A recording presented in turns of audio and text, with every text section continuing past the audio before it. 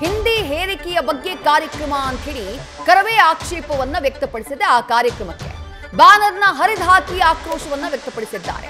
ರಾಜ್ಯದಲ್ಲಿ ಹಿಂದಿ ಭಾಷೆಯ ಬೆಳವಣಿಗೆಯ ಕುರಿತು ವಿಚಾರ ಸಂಕಿರಣ ನಡೀತಾ ಇತ್ತು ಅನ್ನೋದು ಕರವೇ ಮಾಡ್ತಾ ಇರುವಂತ ಆರೋಪ. ಹೋಟೆಲ್ನಲ್ಲಿ ಉತ್ತರ ಭಾರತದ ಸಂಸದರು ಆ ಕಾರ್ಯಕ್ರಮದಲ್ಲಿ ಭಾಗಿಯಾಗಿದ್ರು. ರಾಜ್ಯದಲ್ಲಿ ಹಿಂದಿ ಹೇರಿಕೆಗೆ ಗೌಪ್ಯವಾಗಿ ಸಿದ್ಧತೆ ಮಾಡಿಕೊಳ್ತಿದ್ದಾರೆ ಅಂತ ಹೇಳಿ ಆರೋಪಿಸಿ ಕರವೇ ಕಾರ್ಯಕರ್ತರು ನೇರವಾಗಿ ಆ ಹೋಟೆಲ್ಗೆ ನುಗ್ಗಿ ಕಾರ್ಯಕ್ರಮಕ್ಕೆ ಅಡ್ಡಿಪಡಿಸಿದ್ದಾರೆ. ಈ ರೀತಿ ಮುತ್ತಿಗೆ ಹಾಕಿದಂತಹ ಕರವೇ ಕಾರ್ಯಕರ್ತರನ್ನ ಪೊಲೀಸರು ವಶಕ್ಕೆ ಪಡೆದಿದ್ದಾರೆ.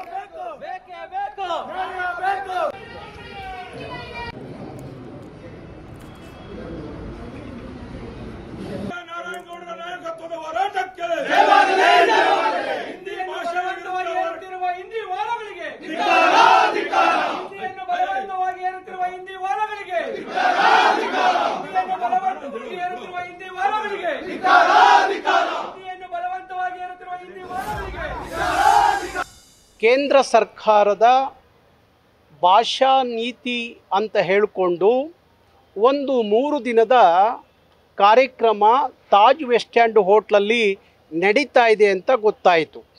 ಅದರ ಉದ್ದೇಶ ಏನು ಅಂದರೆ ಕರ್ನಾಟಕದಲ್ಲಿರುವ ಎಲ್ಲ ಕೇಂದ್ರ ಸರ್ಕಾರಗಳ ಕಚೇರಿಗಳಲ್ಲಿ ಹಿಂದಿಯನ್ನು ಹೇಗೆ ನಾವು ಬೆಳೆಸಬೇಕು, ಕರ್ನಾಟಕದಲ್ಲಿ ಹಿಂದಿಯನ್ನು ಹೇಗೆ ನಾವು ಇಲ್ಲಿಯ ಜನರಿಗೆ ತಲುಪಿಸಬೇಕು ಅನ್ನೋದಕ್ಕೋಸ್ಕರ ಹಿಂದಿ ಮಾತಾಡುವ ಅಧಿಕಾರಿಗಳಿಗೆ ವಿಶೇಷವಾದ ಗೌರವಧನ ಕೊಡುವಂಥದ್ದು, ಹೆಚ್ಚುವರಿ ಸಂಬಳ ಕೊಡುವಂಥದ್ದು, ಈ ಥರದ ಅನೇಕ ಅವರಿಗೆ ಬೇಡಿಕೆಗಳನ್ನು ಇಟ್ಟು ಹಿಂದಿಯನ್ನು ಕರ್ನಾಟಕದ ಎಲ್ಲ ಕೇಂದ್ರ ಸರ್ಕಾರದ ಕಚೇರಿಗಳಲ್ಲಿ ನೀವು ಬೆಳೆಸಬೇಕು ಅನ್ನುವ ಒಂದು ದೊಡ್ಡ ವಿಚಾರ ಸಂಕಿರಣ 3 ದಿನದಿಂದ ನಡೀತಾ ಇದೆ ತಾಜ್ ವೆಸ್ಟ್ ಎಂಡ್ ಹೋಟ್ಲಲ್ಲಿ.